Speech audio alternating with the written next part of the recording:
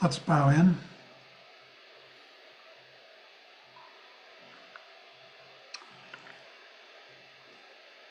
and welcome everyone to the Buddhist Path of Awakening,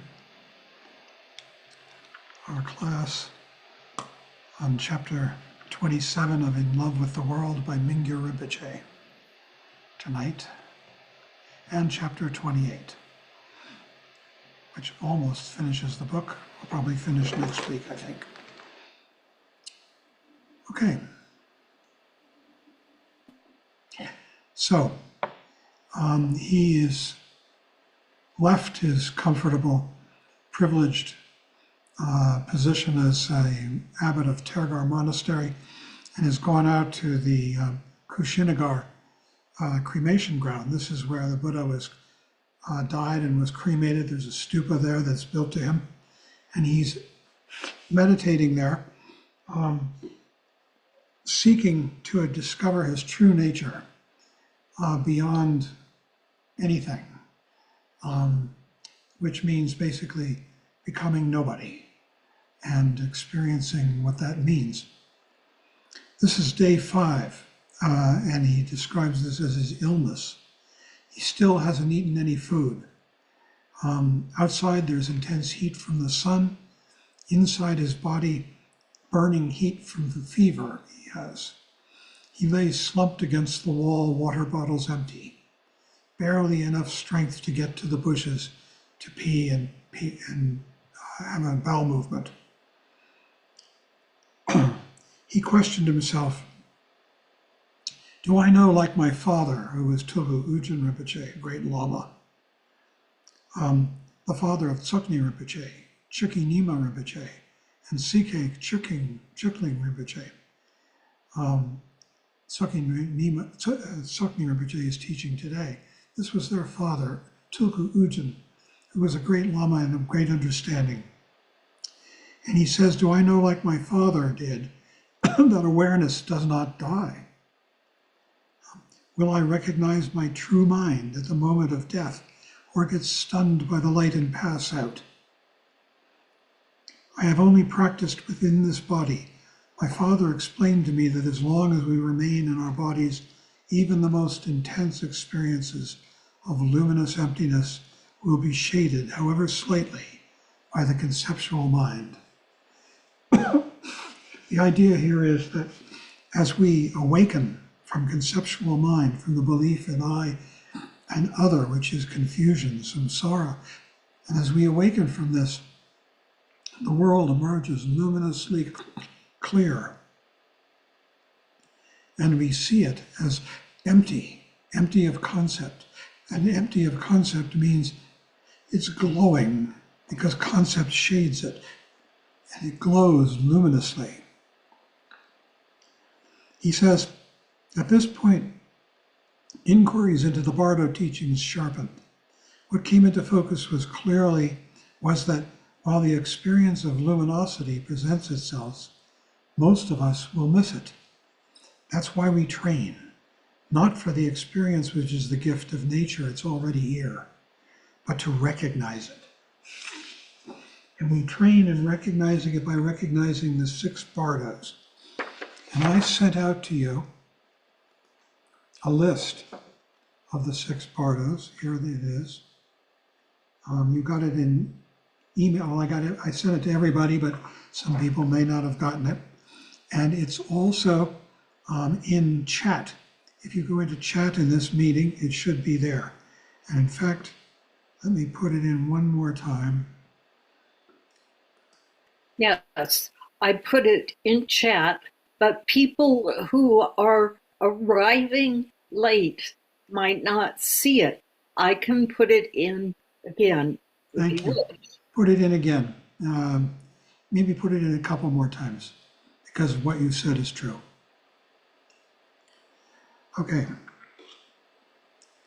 This is an important and helpful document, this listing of the 6 Bardos. And we'll come back to that topic.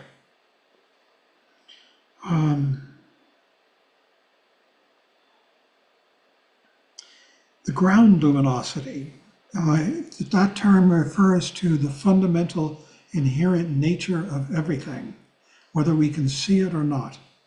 The path luminosity, which is the nature of our mind, which if introduced by the master, the teacher, if recognized by us, we can gradually stabilize through meditation, more and more completely integrated into our action in life.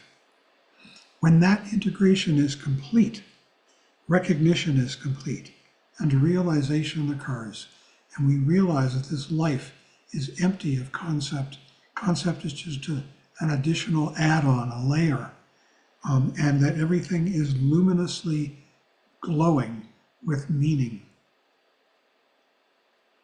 Even though the ground of luminosity is our inherent nature and the nature of everything, we don't recognize it, and it remains as if hidden. He says, I like to think of the child luminosity, that's the one in me, as a key to the master given us to help us open the door to the recognition of the ground luminosity. So the child luminosity is that we are taught that the ground luminosity is there and how to come to it through meditation. We come through it through abandonment of concept. It is the familiarity with the child luminosity, the technique, that allows us to approach the end of our bodies without fear and dread. The child luminosity is the glimpses we have had of emptiness. It is only recognition that is of benefit. With recognition, we become deathless.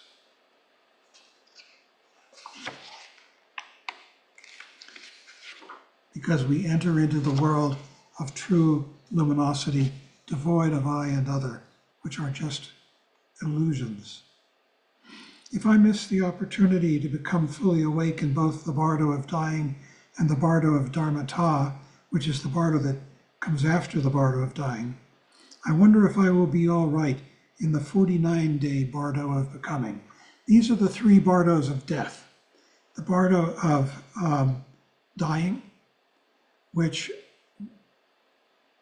is covered in this document that I passed out, and the bardo of dharmata, which is the bardo of reality. That's what dharmata means, which we glimpse or we can enter fully depending on how well we've prepared. And then the bardo of becoming, which is the classic 49-day bardo that everybody talks about and experiences after they die. It's we move into our next life. We become who we will be.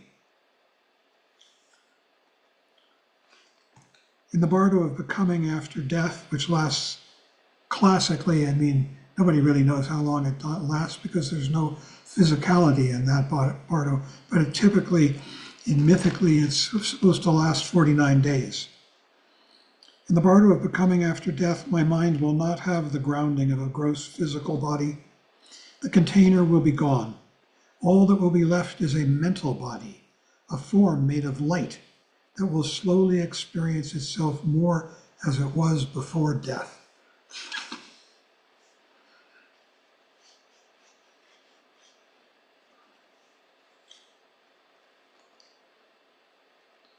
He says that he could not have had a better preparation for this in-between state than in the past few weeks, in which all his experience of being in and out of one life and another, in between mind states, in between physical locations, in between having a home and becoming homeless, and he lived in between never having been alone and being so completely alone. All these immense transitions have taken place within this body. In the mind of in-between, the mind of in-between has been tethered. In the bardo of becoming, that's the 49-day bardo, just before you're reborn, after death, you will not have the grounding of a gross physical body. The container will be gone. All that will be left is a mental body, a form made of light that will slowly experience itself more as it was before death. The transitions of consciousness in this bardo of becoming this is the 49-day bardo that just before you're reborn, are the same as for this life. But the text explains that the mind released from the physical body is 7 times more sensitive than the mind that is experienced from within the body. It can see farther, hear sounds much greater distances, traverse spaces unimpeded by gravity or direction. Our clarity is 7 times greater than in our ordinary lives, but so are our fearful responses. This is the bardo of becoming, the 49-day. When people talk about the bardo, usually this is what they're referring to. It is only responses to loud noises and waves that look like monsters would be to recoil in terror. Then he would be driven out of this bardo. At this stage, the body can no longer filter the unleashed contents of mind, and we will be returned to the wheel of samsara, where we will take rebirth in one of the realms, and the cycle of ignorance will begin anew. And at the same time, as always, so will the possibilities for waking up. But if we recognize that we are in the bardo of becoming, then that's that last bardo, remember, before awakening into this life now, then we can direct our next birth. Waking up to our situation allows us to direct our choice. So he is slumped against the wall, the outer wall of the cremation stupa and the cremation ground, because he has no strength. He hasn't been eating. He's basically trying to die. I do know that awareness does not die, and his training is strong enough to recognize and stay with the mind of clarity and awareness. He will be okay. But then the fear would return, seeping into every thought, directing every image, foretelling his fate. There was no longer any confusion about his condition. He was dying, fluctuating between fear and confidence. But remember, when he dies, consciousness stays. He wanted the comforting friends, students, and teachers of his past with him now, to guide him and comfort him. Wanted to hold them, to cry out, "Please stay with me." But they drifted by like ghosts, all mental. This is what it is like after one dies in the bardo of becoming. He thought, you hover around friends and family and try to speak with them, relate to them, but they cannot see you. You don't know why your loved ones do not respond to you, because you haven't figured out yet that you are dead. Who is dead and who is alive? What should I do? Suddenly, he realized that he remembered important telephone numbers and could ask someone nearby to call for help for him. Immediately, this was the main concern, to place the call or not. It would be so simple. Would this indicate defeat or acceptance? Who would be defeated and who would accept what? Who might or might not die? The initial relief gave way to competition between the two options. His attachments were positive, teaching meditation and caring for the little monks. He noted that in order to aspire to a mind like Patrul Rinpoche's, both positive and negative attachments must be abandoned. He wondered if his father could have meant for him to cut attachment to his actual life, to his body. He could not decide what to do, and indecision started to brew like a storm. He did not want to die, but his training had been to appreciate whatever arises, and that includes sickness and death. He had told the Asian man that he had met earlier, you can accept whatever comes, good, bad, or indifferent.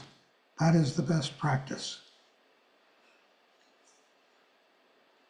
What is the salve to save all sentient beings includes, the salve that save all sentient beings includes himself. If he tries to save this life, is that running away from acceptance? Is this about the gross physical body that must die someday? Is that what saving all sentient beings means? Maybe not, because we wish to save the physical life so that beings may recognize their own inherent wisdom and know the deathless reality of unborn awareness. This is the Bodhisattva vow, to save all sentient beings from ignorance, delusion, and the misperception that external phenomena are the cause of their suffering. Sorry, hold on a second while I get rid of this call.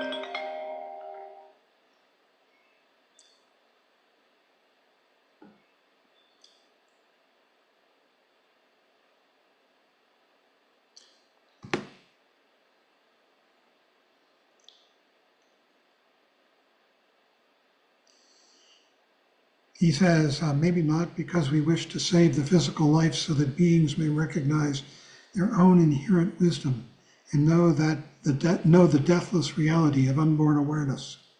This is the Bodhisattva vow, to save all sentient beings from ignorance, delusion, and the misperception that external phenomena are the cause of their suffering,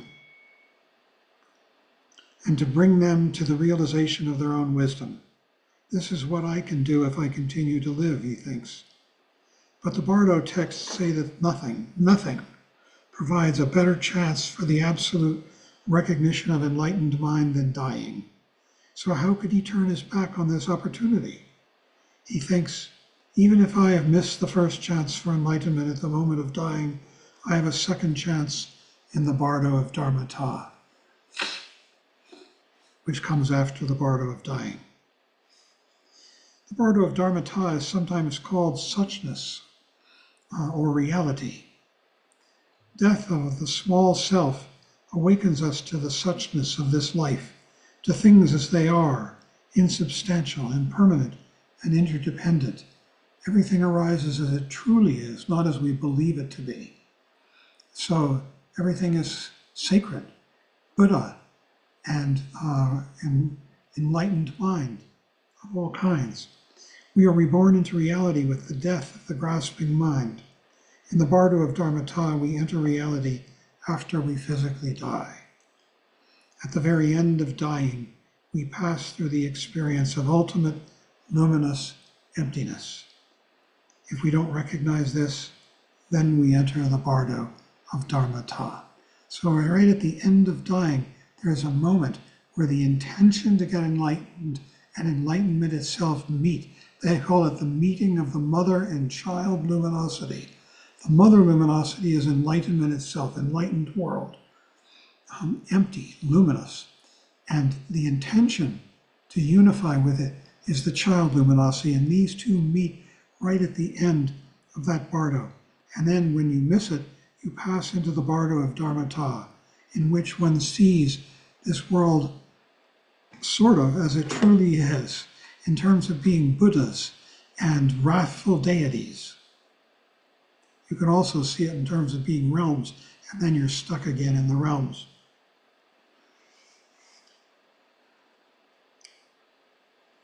We are reborn into reality with the death of the grasping mind. In the Bardo of Dharmata, we enter reality after we physically die. At the very end of dying, we pass through the experience of ultimate luminous emptiness. If we don't recognize this, then we enter the Bardo of Dharmata. The physical body is gone, and we continue in the form of a mental body, like the illusory body we have when we dream. The consciousness of the mental body carries with it karmic seeds. We have just left behind our physical bodies and have soared to a peak of absolute, formless, complete, naked awareness, sky without clouds. In this state, we enter the Bardo of Dharmata. But the entry also initiates the reverse process, and we begin the transformation from absolute formlessness to once again inhabiting form. So for many people, the experience of the Bardo of Dharmata, this Bardo of where you see Buddhas and wrathful and peaceful deities, is just a glimpse, because it just doesn't last. And then we pass from that into the next Bardo, which is the Bardo of becoming. And this is becoming means moving towards rebirth. In the Bardo of Dharmata, the perception of dim shapes and pale colors indicates the first signs of form taking shape again. We have just emerged from a state of pure consciousness. Projections and concepts do not yet exist. Slowly, As our experience of ourselves reforms, we will move toward a future flesh and blood body. If we do not wake up and choose our direction, then we will re-inhabit the conceptual mind with the same propensities that have imbued this life. Then he says, my father and Salje Rinpoche, who was a prominent teacher at that time, had been so optimistic about dying. His Holiness the Dalai Lama had spoken about looking forward to the opportunity that death presents.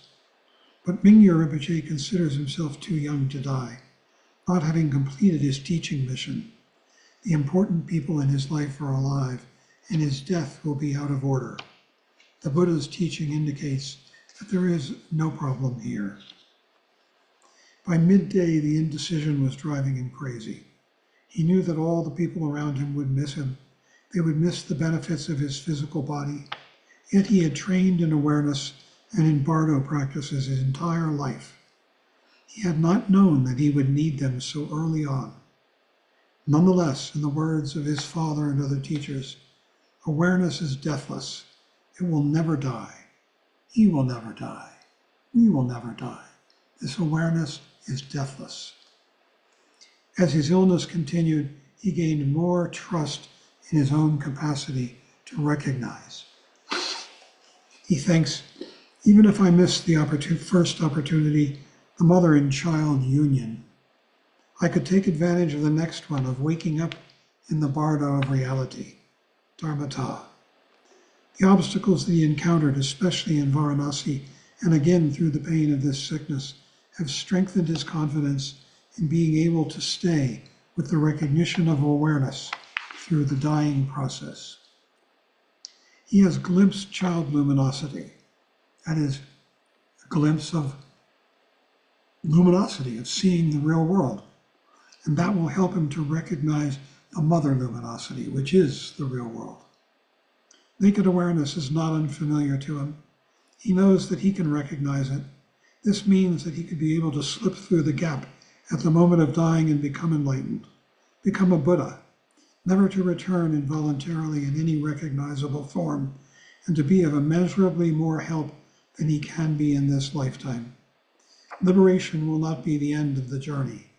Without confusion and suffering, he can return to be of greater benefit.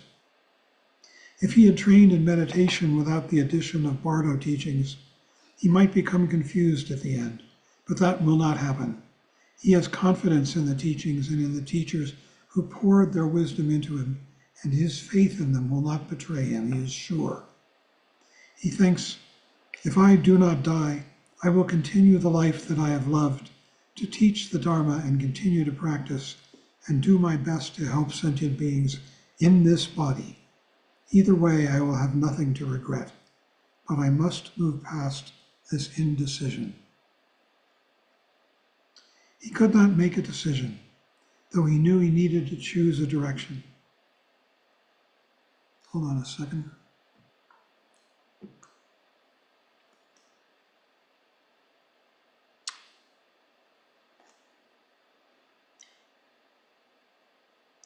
Either one, making a decision or choosing a direction, would be better than this indecision. Suddenly, he saw that he did not have to choose between living and dying. Instead, he had to let his body take its natural course and abide in the recognition of awareness with whatever happened.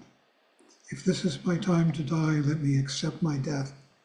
If this is my time to live, let me accept my life. Acceptance is my protection, he told himself, and sought affirmation in a prayer by a teacher named Tokme Zangpo. Here's the prayer. If it is better for me to be ill, give me the energy to be ill. If it is better for me to recover, give me the energy to recover. If it is better for me to die, give me the energy to die. And that's the end of that chapter. And I'm going to as well go over the bardas.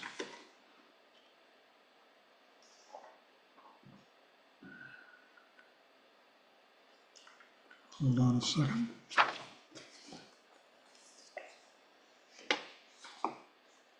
Here we are.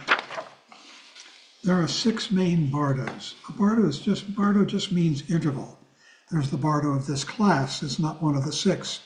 The 6 main bardos are the bardo of this life, which begins with conception, and it ends with the onset of the circumstances that will end our life. The second bardo of the main 6 is the bardo of dreaming. It takes place within this life. The third is the bardo of meditation, and again it takes place within this life, within the bardo of this life. But we're concerned more with the bardos of dying. And the first is the bardo of dying of the body, experiences of the falling away of the main elements of what it means to be alive: earth, water, fire, air, and space. Now you may think this is primitive, that this is some kind of mythic or early chemistry. But what it's referring to is what we actually experience now, this. That solidness, that's the earth. The fluidity of this, however everything changes moment to moment, is water. And the speed and the motility of it all is the air. And then there's consciousness, which inhabits it all and allows us to perceive this. These are the real 5 elements that are being discussed here.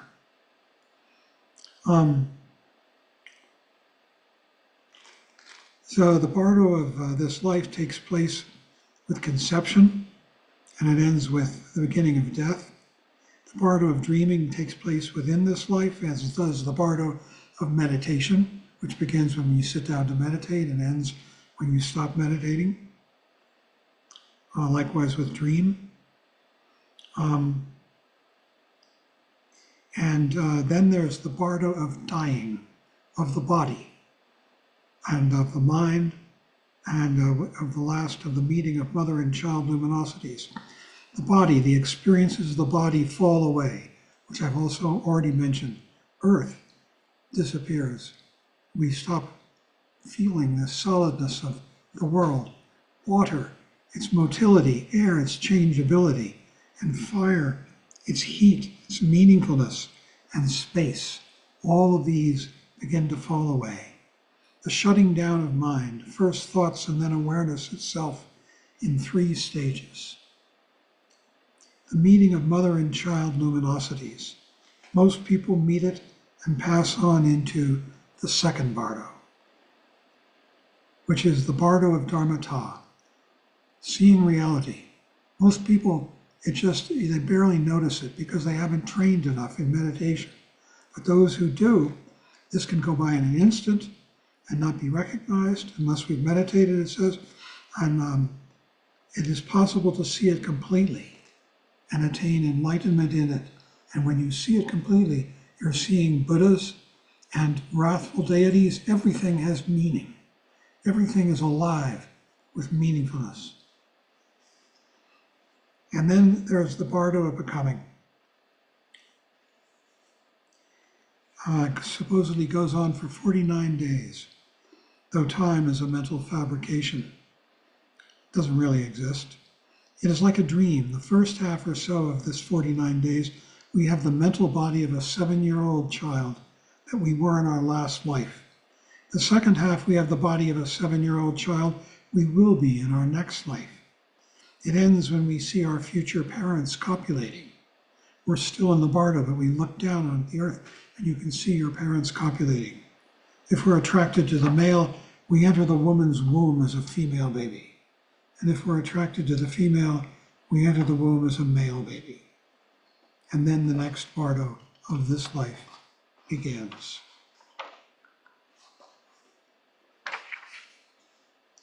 And now we're doing a lot this class.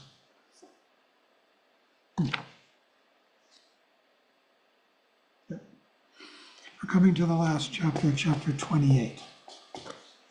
When the cup shatters, it's called. I'm going to stop for a second. Anybody have any questions?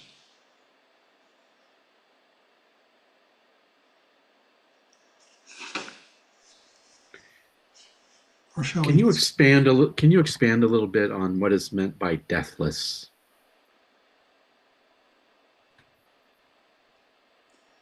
We are deathless. It says in the texts. The I disappears. Experience never stops. It's deathless. It goes on, it changes. This is what the teachings say. That's a great question and a profound one.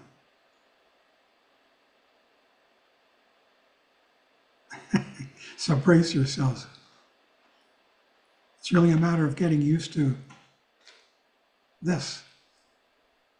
Steve, What is it that is aware? If everything. It's all awake. This is awake. okay, When you die, that's just a big, big change. But awake never goes. This is what it's telling us. And if it did go, who would there be to know?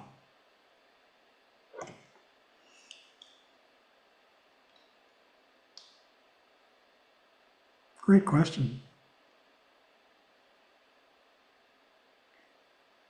Anybody else? Rita. You're muted, Rita. So is it too simplistic to think this as though it's a difference of having our egos fully functioning as they do? Is it so when we're less ego driven or we lose ego, then is that approaching anything? Yeah, it's approaching wisdom. Wisdom in the sense that we're reacting to life as it truly arises now and passes away, rather than our ego, I, dreams. Then there's repeated time and again the die before you die statement. I don't know that statement. Oh, he mentioned it's in the text. Something, yeah, it's in the text a few times. Maybe later on. I finished the text today, so maybe later on, yeah. it's in the last few chapters. I'm sorry. Okay. Never mind. Next time. Okay. The next chapter is called When the Cup Shatters. Acceptance of life or death produced profound decompression, and tension drained from my body, he says. His mood shifted and he sat with opened eyes, enjoying the relaxation. However, the crisis had not passed. Making the decision to remain in Kushinagar, this is where the Buddha achieved enlightenment, settled his mind, but not his stomach. He continued to squat in the bushes. He's sick because he hasn't been eating and drinking properly, treating himself well. His body was slipping further toward death, and this brought with it a renewed determination to work with the instructions for the bardo of dying. He had not yet abandoned a whisper that told him everything will be okay. Now he lost faith as he continued to lean against the outside wall of the cremation stupa. It was a stupa, a monument that was built to where the Buddha died. Yet his mind felt stronger than it had for the past few days, and he initiated the offering practice. He starts giving offerings to the Buddha, offering his body, speech, and mind, himself. He did not nod off or lose track or think about the practices, but he approached each one with the resolve and devotion that he had not tapped into the day before. He was not prepared to die. He was no longer concerned with the concepts of living or dying, but only with giving everything he had to whatever was happening right now, to meet the demands of this moment without attachment or aversion, and to befriend any adversity. just trying to fully inhabit the infinite universe each moment. This is what he's trying to do. Images appeared to his mind, and he did not dwell on any of them. Again, Mount Manaslu appeared, which all his life had never been a mountain, but rather his mountain, the defining jewel of his hometown, within sight of his house, the pride of his village. He allowed himself to be with just a mountain, separated from all his associations and attachments. Other natural wonders have passed through, fields of flowers that bloomed near his village in Newbury, the fragrant pines that surrounded Sherab Ling in Namal Pradesh, redwood forests and comet showers.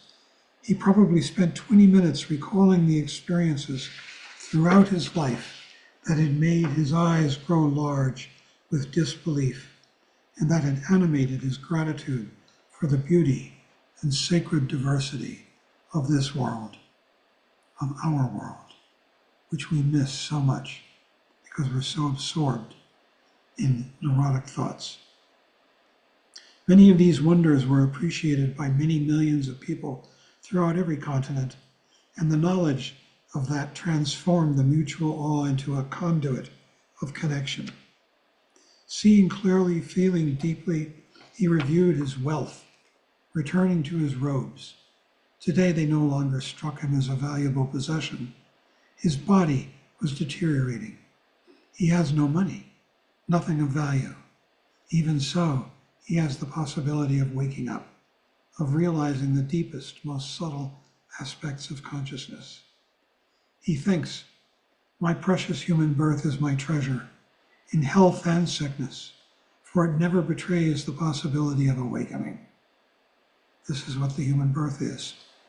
How could any treasure be worth more than that? How fortunate I am, how truly blessed. His only offering now is how to manifest this storm of treasure, how to manifest living, how to manifest dying, how to live this moment, this only moment. He pictured Shakyamuni Buddha sitting on the earth, bearing witness in the bearing witness posture. His left hand rests palm up in his lap, like this. The fingers of his right hand touch the earth. He's calling the earth as his witness that he's awake. With the earth as my witness, as my home, with this ground as my support too, may I rest in the joy and love of Dharma. With the earth as my witness, may I be the joy and love of Dharma. With the earth as my only witness, and in the absence of anyone, excuse me,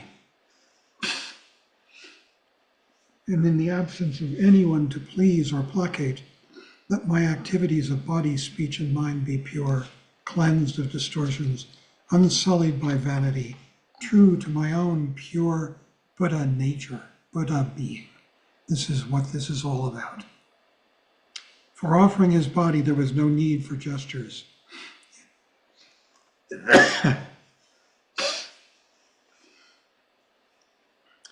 In these circumstances, offering his body felt integral to the dying process.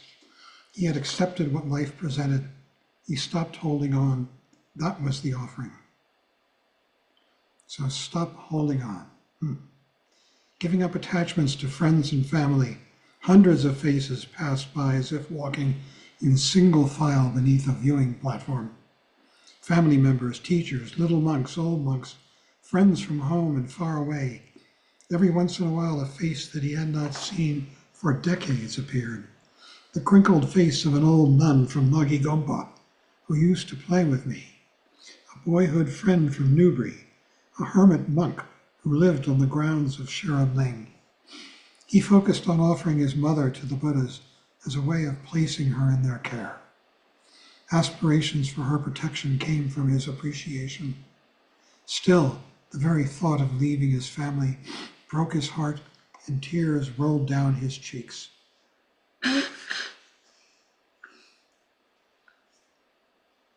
With the completion of this part of the practice, a sense of immense gratitude welled from inside his body. His awareness became very deep, very settled. He heard dogs. He could see people. He remained totally still. He had confidence that if he died, he would be okay. Then a surge of compassion and gratitude joined with awareness, and he burst into tears, sobbing, with his shoulders shaking. After a couple of hours of making more offerings, he began to feel a little better. The anxieties that had swarmed like trapped bees throughout the morning moved on.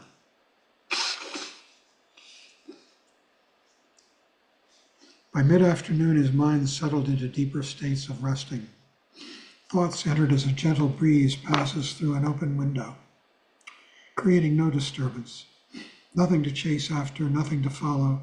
Thoughts that had no weight to pull him down or back, but just continued on their own journey of arising and disappearing. Deep calm spread from the area below his stomach to the edges of his limbs. It felt as if purified air was slowly cleansing toxic fibers, not just his lungs, but in his bones, his veins, the channels. The circulation of blood dispersed a refined, renewed energy from head to toe. The separation between the air inside his body and the air under the trees of the stupa park grew indistinct. He was leaning against the wall of the cremation site, trying to keep his back as straight as possible. He continued to sit, but had to settle deeper.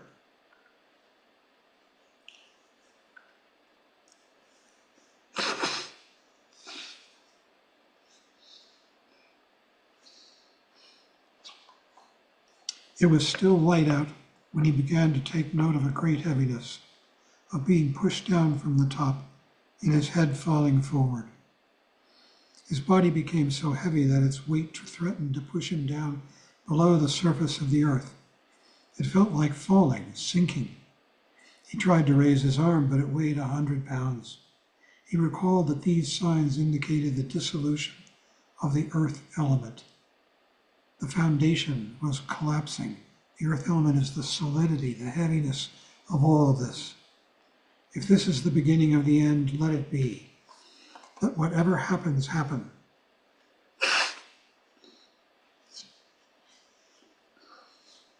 Stay aware, falling, sinking, quicksand.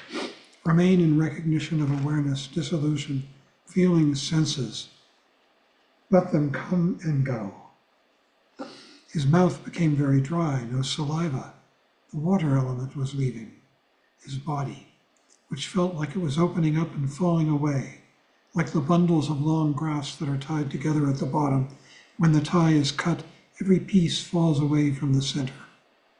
My body was falling apart, he says, dispersing, loosening, melting, and then he began floating on water. But the glue of a conceptual mind had not yet come undone. He reviewed the Bardo map to make sure that he was getting this right, that the dissolution of the elements had begun, and that this process would spontaneously dissolve layers of conditioning, leaving the gap through which luminous emptiness would appear with greater clarity than ever before. He had heard about this luminous emptiness that accompanies the moment of death all his life, the best chance for enlightenment. Excuse me. He became excited, eager, and couldn't wait for the next steps to unfold. His extremities turned cold. Since he knew that it was very hot outside, he knew that this was caused by losing body heat. The fire element was leaving. As his body became colder, he could not make out forms and saw only reddish flashes before his eyes. The texts say that at this point the heart area remains warm. He says that he wanted to check to make sure that he was on track, but he had trouble lifting his hand and used the other one to help push the hand towards his chest. Yes, it was almost too frozen to move, but the heart was warm. I'm on my way, he says.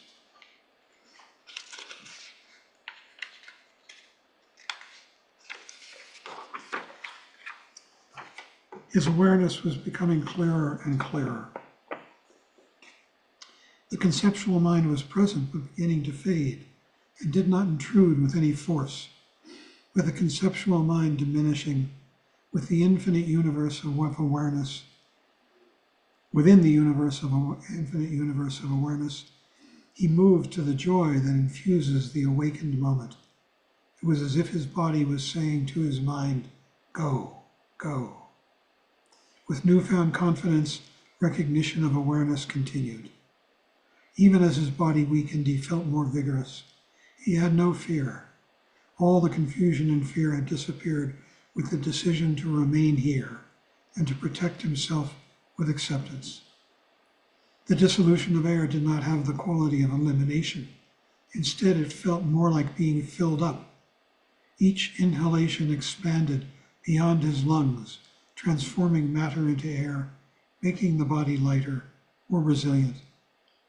Inhalations blew him up like a balloon, pushing him against the inner edges of bones and flesh until his body imploded. Bits of matter flew in all directions, dissolving in infinite emptiness. He says, "I could no longer see or hear.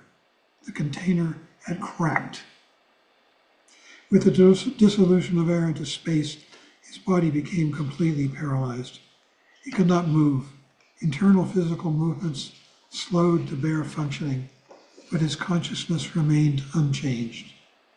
With the conceptual mind dimming down, he recalled the dissolution of the body from the Bardo texts.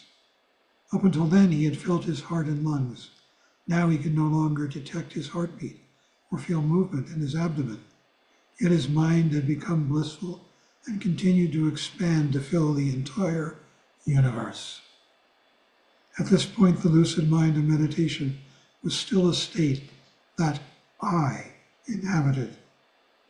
I was cognizant of the calm, of the awareness, of the paralysis, of the dissolution of the elements. Then even the subtlest form of conditioned mind began to fade. As the sensory system and elements dissolved, he had only awareness itself to rest in.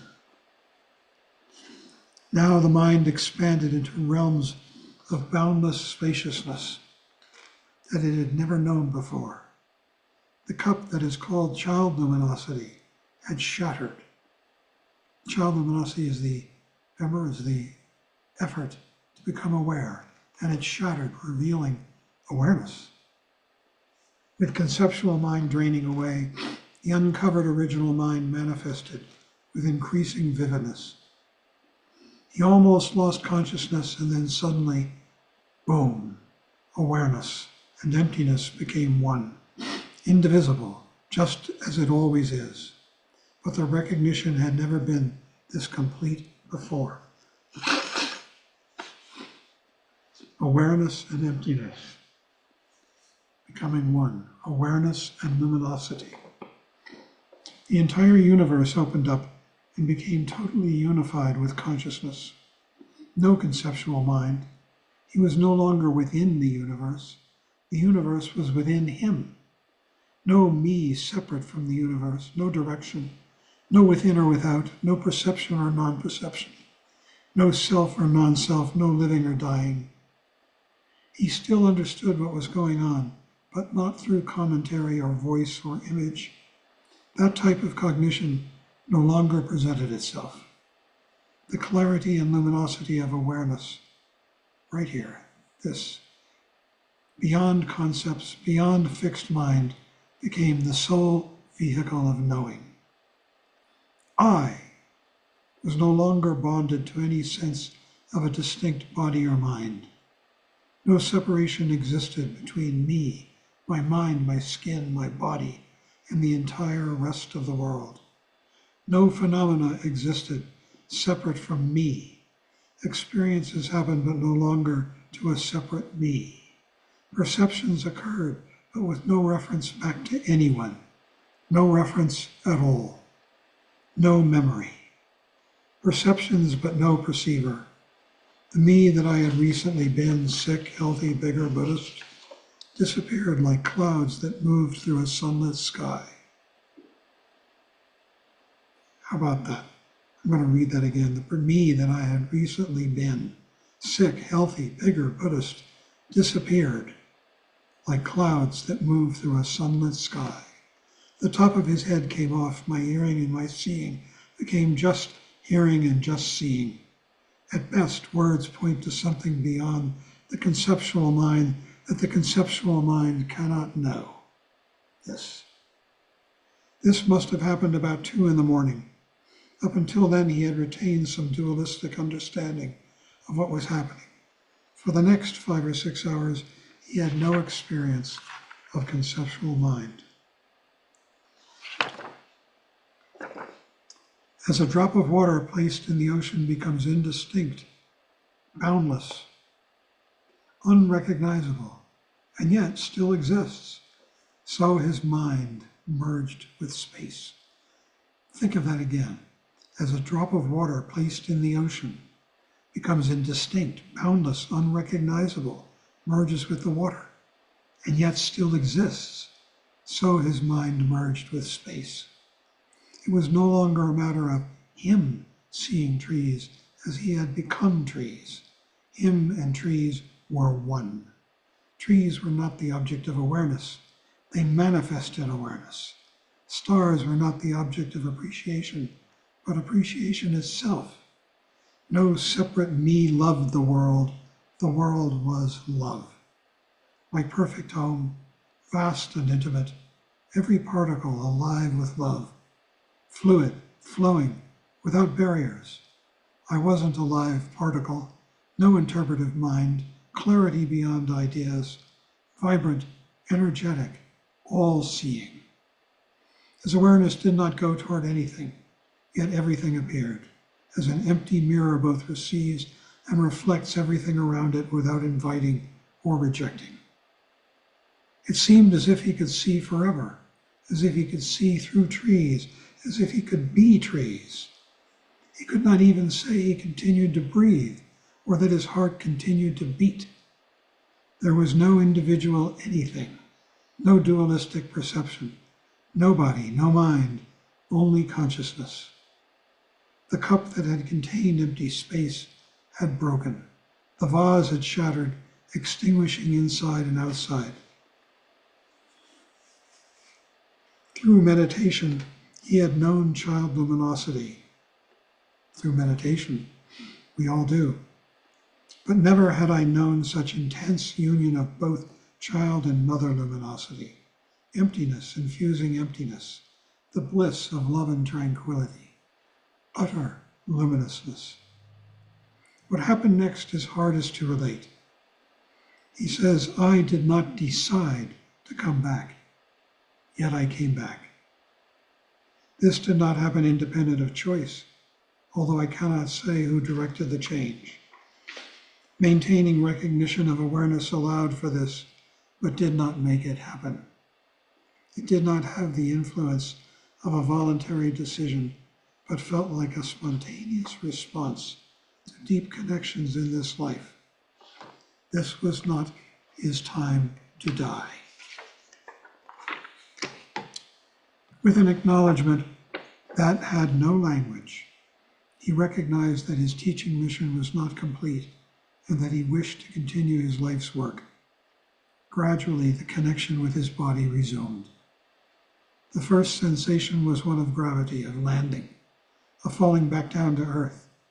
Then he felt his body, felt the sensation of needing to catch his breath, as if he had been out of breath. He felt tingling sensations like electric currents moving through his limbs, ticklish and pleasant.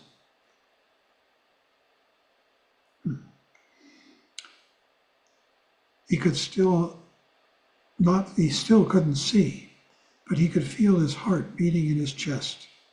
He tried to move his hand but could not. Everything before his closed eyes appeared blurred, far in the distance and indistinct. As his sensory systems regenerated, his vision felt clearer even though his eyes were still closed. Soon it became strikingly clear.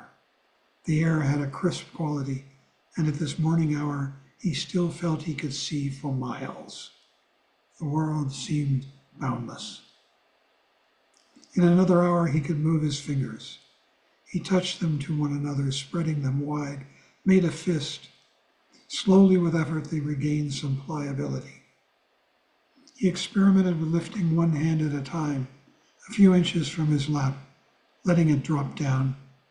He opened his eyes. Blurry forms appeared, accompanied by a low reverberation like the sound from a conch shell held at the ear. So he's got blurry vision and a sound like a conch shell. I slowly reoriented myself to place. The grove, the shawl beneath me, the wall behind me. I heard birds, I heard dogs, I felt strong, refreshed, light. I had no memory of having been sick during the night. My lips felt parched, my mouth was very dry, and I felt thirsty. The sun was up. When he looked around, everything was the same and utterly transformed. The trees were still green but shining, pristine, fresh. The hot air felt sweet. The breeze soothed his skin. He stood up to get water from the pump, and this was his last recollection of being at the cremation stupa. Those are those two chapters. We could have a discussion.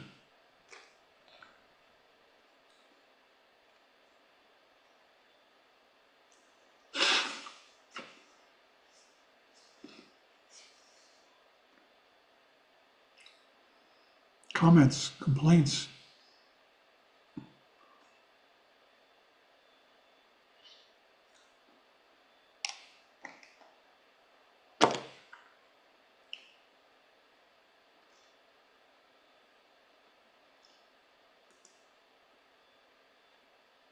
I think at the end of the chapter, he was getting better.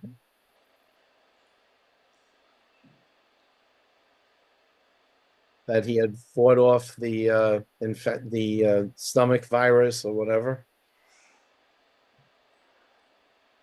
Yeah, it seemed like he was physically better. Mm-hmm. His mind was inhabiting this space boundlessly, it seems.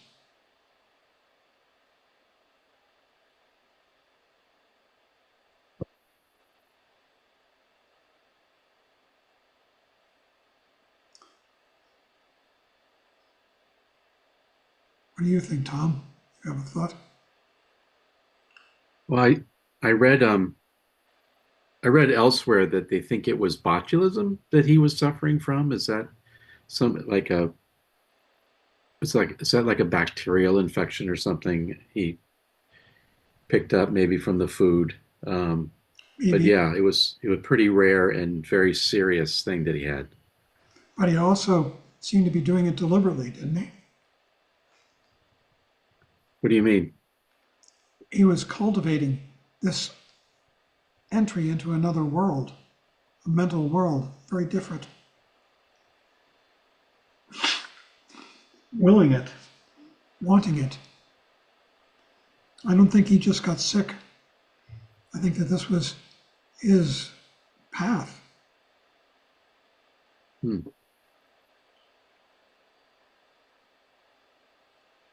Karen Sue. So I'm curious, is because he wanted this, is that why he didn't die? Because he wanted to die, is that why he didn't die? He wanted to die as an individual, but I don't think he was willing his body to die. That's my take. What about yours? Because that's what I'm curious about. Like, so, which no one can answer this question, but so then why didn't he die? So you think he didn't want his physical body to die, but he wanted his individual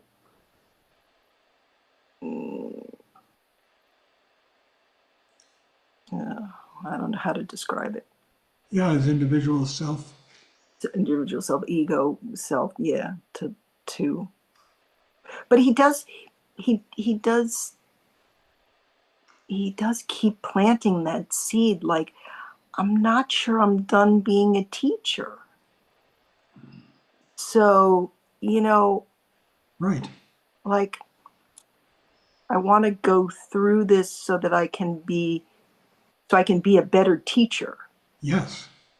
But is that, no, I see, this is what I grapple with all the time. Is that grasping for something? It's like, it's so interesting. Yeah. So interesting. I mean, I think he was really trying to push the limits of what existence means for each one of us. Yeah. Okay. Yeah. But each one of us it's up to you. I certainly don't think he was committing suicide. Oh, no. No. But and then, as you were describing, he was in indecision, that place of, do I want to die? Am I going to die? Am I done with my teachings? I don't want to be done with my teachings. It was kind of like this. And so what won out, out of all of that indecision? I guess maybe because of the illness, he just had to let go and let be whatever his body was doing. And then, as someone just said, maybe he just started getting physically a little bit better. Oh, I have so many questions. We have one more chapter and then the conclusion. Okay. Thank you. To me, it was I the way I read it to me is that he really was genuinely sick and he was deathly sick, and whether he intended it or not, he really was near death. But what was interesting was that he planted the seeds almost. He created his own karma in a way by insisting that he be in a public place while this was happening. He didn't retreat anywhere. He stayed in a place where, and he did engage with people and while he was there, and so he was a presence in this place. So when this person who's definitely a strong being, a strong presence in this public place, even though he's intending to be anonymous and filter into his surroundings, he's created such a presence, in my view, I'm just guessing in this public place, that someone's going to notice that he's dying. Someone's going to notice that he's collapsed. And up until that moment, he'd been propped up against something, and maybe people thought he was, and the one person came by and gave him water. And maybe they thought he was viable, but when he stood up and collapsed and fell down, there was no doubt that this person was in trouble. So, in a way, he almost created the circumstance where he was going to be rescued. In a way, that's the way I read it, or I inferred. Okay. Yeah, I don't think he was committing suicide. That doesn't seem to be it. I think he was accepting his potential death and his potential life, that he could come back and teach in this world that he knows, and that he could also become enlightened, and through death, through the Bardos. And he was preparing himself for either. Yeah. That sounds good. I agree with that. Good. I- I'm sorry. Go ahead. I was just going to say that I agree. I agree he got sick. I am so impressed with how he stayed so present and stayed in awakeness and awareness the whole time. And he takes the readers through what I can only think of as a near-death experience. And so he articulated that through, all of his years and years of practice that set him up to be able to experience each stage and name and identify it. I just thought that was totally fascinating. And I did finish the book, and I'm not going to say any more. Good. Spoiler alert, right? Yeah, it's interesting. I was about to say pretty much the exact same thing. I thought what was remarkable about it, and I think everyone is kind of saying it. Tom is saying it in his way, and John, you're definitely saying it, and Karen Sue was saying it. But it was just remarkable how he stayed with his body. He just stayed with and got into the detail of every sensation and everything that was going on in his body. And body and mind were just one, as they should be. Yeah. Well said. Yeah, for me, the key word was, because he said it over and over, accepting everything that came as it came. And accepting means not pulling towards or pushing away or ignoring it. That's the monumental strenuousness of it. And it is in every time we meditate, is to accept every moment and not react. Yeah. So do we share that heroism that he had when we meditate?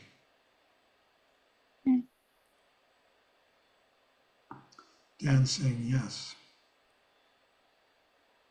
It struck me that what Vicky was saying. I mean, it's not just about as I was saying, mind, body are one. So it's not moving, away or towards painful feelings either. It's just staying with that, however you want to describe it, the unpleasant feelings, the painful feelings, the emotional feelings as well as bodily feelings.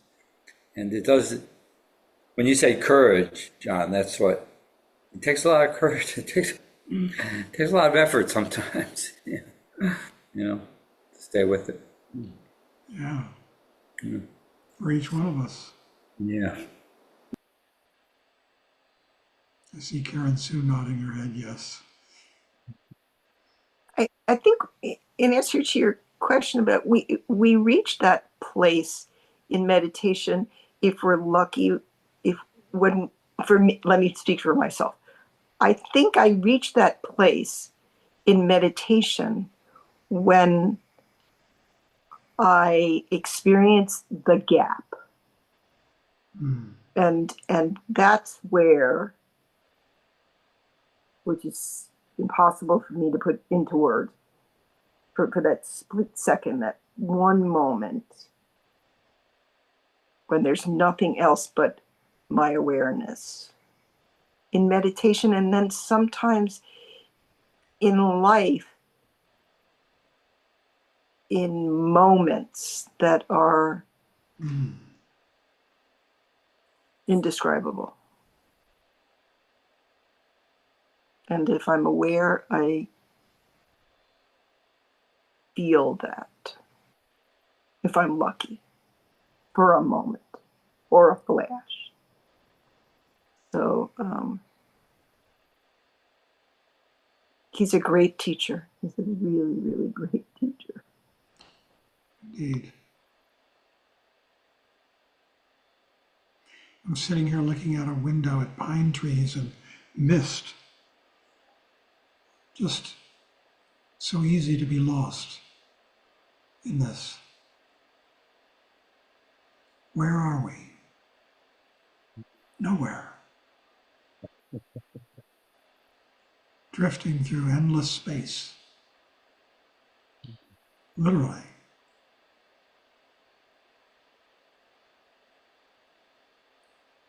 Holding onto each other for reference point.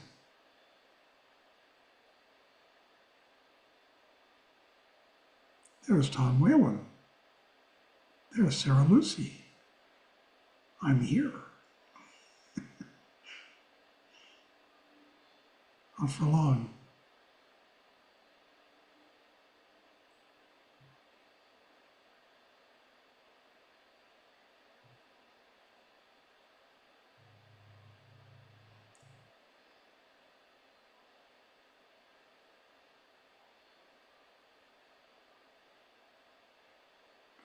Lodro. If samsara and nirvana are the same, is there the possibility that he could have learned what he learned on this wandering retreat, not through asceticism, but the opposite, by fully indulging in the pleasures of life? But through, I'm sorry, I missed it. He learned what he learned on this wandering retreat. Could he have learned the same lessons or made the same progress in his practice by indulging fully in the pleasures of life, taking the opposite direction of asceticism? What do you think? Personally, the reason why I'm asking that is because for me, speaking for myself, it's more difficult to not be distracted and to be present when I am experiencing delight or joy. It's much easier for me when I'm in a state of sadness or worry or stress. So if we were to take awareness objectively, I was curious what your take is. To answer your question, I think that for the more advanced practitioners, especially for the yogis, I'm sure it is. What's a more advanced practice? For the more advanced practitioners, like the yogis like Milarepa and the like, I'm sure that the pleasures of life, the ecstasy and indulging in romance and good food can bring about the same lessons. I'm wondering if for someone on his level, that could have been achievable.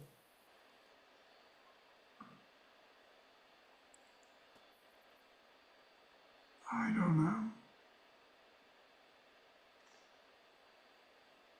That's an honest answer. And the last question that I had, when he mentions being aware of awareness itself, not awareness of an object, but awareness of awareness, this is the Mahamudra practice, correct?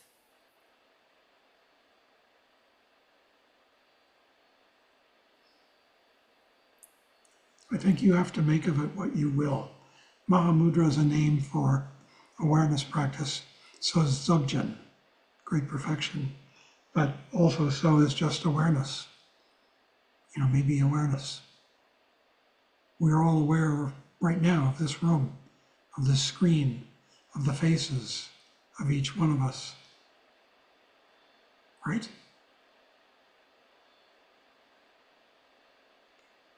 Thank you. Anybody else on this profound question?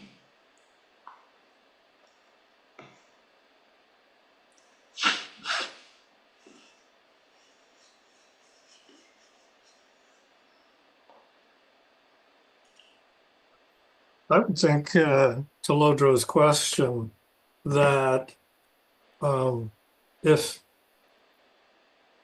the goal is awareness, then it shouldn't matter whether you achieve it through sadness or delight and pleasure, that you can experience awareness in either state. I personally would think it's just harder in pleasure because it's so much easier to become attached to that.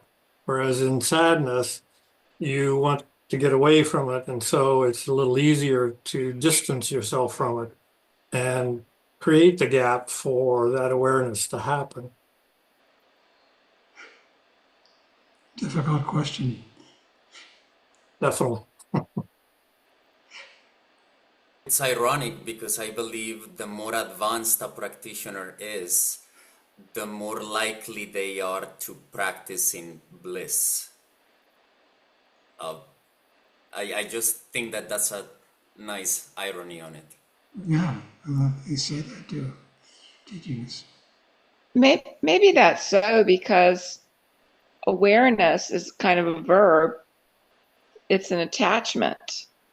I mean, it's more abstract than that, but when you're accepting every microsecond, like Mingir was, no matter what came, it'd be easier if it were something pleasurable, but you're supposed to accept that it's going to pass too.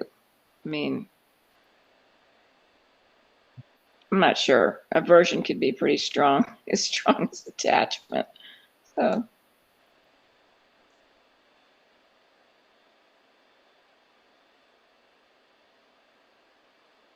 Towards the end of the chapter, he seems to be connecting with everything. Isn't he talking about being connected to the universe?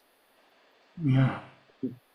You know, I mean, the things we enjoy in our lives are wonderful. You know, I enjoy my meditation, but we also talk about that these things we can't, the book talks about not really, it's very difficult for us to really experience what you could experience in the bardos. And if you're starting to feel that experience of being connected, not just to your family or your friends, but to the whole universe. I mean, we have no understanding of that, you know, or I would say most don't. And Well, that's a pretty amazing place to be. That's when dualism disappears. Right. Yeah, we don't know that. I'd like to. So we can enjoy this world. I mean, all its pleasures, but it doesn't mean that it's the ultimate high.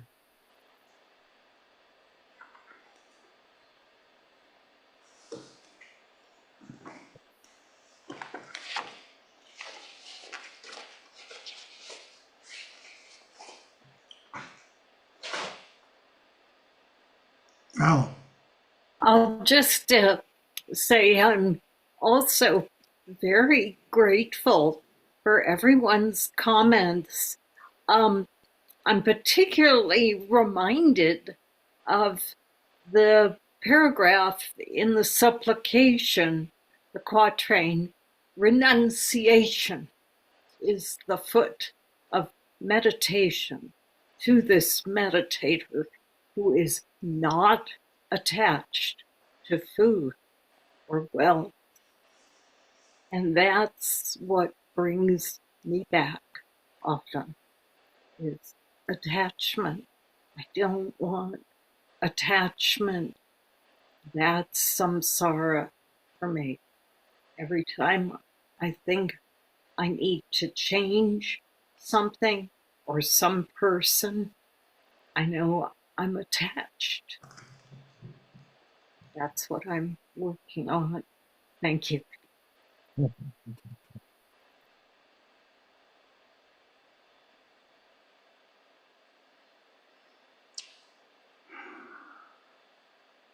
We're getting near the end. Anybody is on the verge?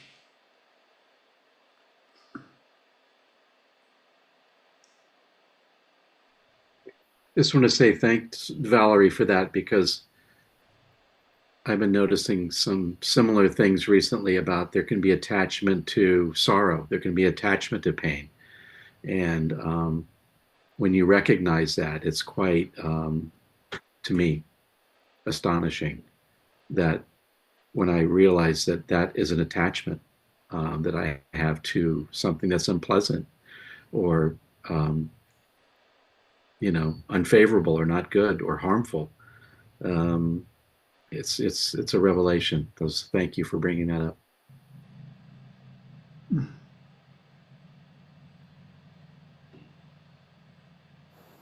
And Tom, that's what I was referring to before about emotional pain. I think you just described one of my biggest attachments right now, anyway, and it's glaring, at times, which is good, So anyway, thanks for saying that. Also, just attachment to a way of looking at things, just in general, and looking for answers in the same way. An attachment to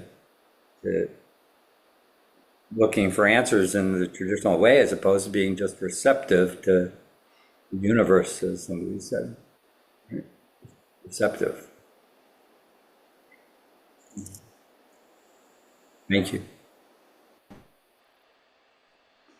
Remind reminds me of the Lojong saying number 30. Don't be so predictable. Right? That's kind of what you're saying, Dan, aren't you? Thanks.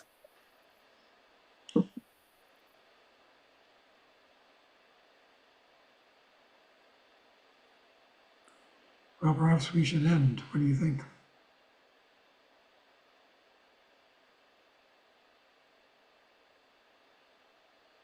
Never.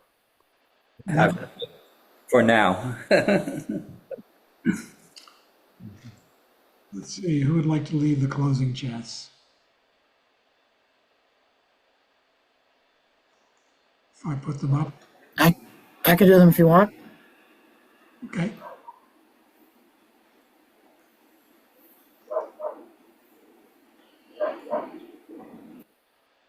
We will close with a dedication of merit for the benefit of all sentient beings. By this merit, may all obtain omniscience. May it defeat the enemy wrongdoing. From the stormy waves of birth, old age, sickness, and death, from the ocean of samsara, may I free all beings by the confidence of the golden sun of the great East. May the lotus garden of the Rignan's wisdom bloom. May the dark ignorance of sentient beings be dispelled. May all beings enjoy profound, brilliant glory.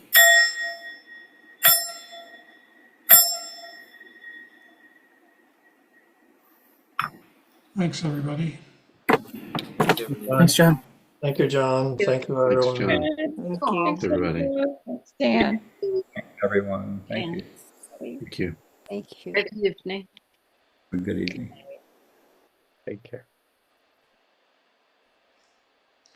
Bye, Karen Sue. Bye.